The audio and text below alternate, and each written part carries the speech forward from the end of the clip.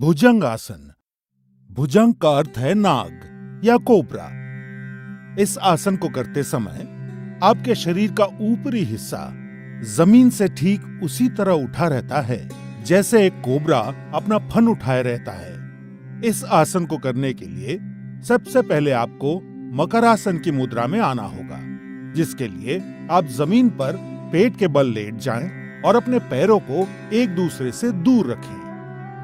अपने माथे को अपनी हथेलियों पर रखें और अपने शरीर को आराम दें। अब मकरासन से आगे बढ़ते हुए अपने दोनों पैरों को आपस में जोड़ें और अपने हाथों को सामने की ओर खींचें। अपने माथे को जमीन पर रखें। अब अपनी हथेलियों को अपनी छाती के समीप रखते हुए अपनी कोहनियों को उठाएं। एक गहरी सांस लेते हुए और अपनी ठोड़ी को ऊंचा करते हुए अपने शरीर को नाभि के हिस्से तक जमीन से उठाएं। ध्यान रखें कि आपकी कोहनियां आपके शरीर के सीध में रहें और आपके पैर इस तरह तने हुए हो कि आपकी कमर पर अत्यधिक तनाव महसूस ना हो।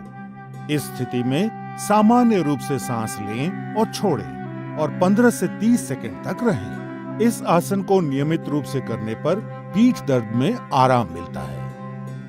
भुजंग आसन पेट की चर्बी को घटाता है और कब्ज की परेशानी से मुक्ति दिलाता है।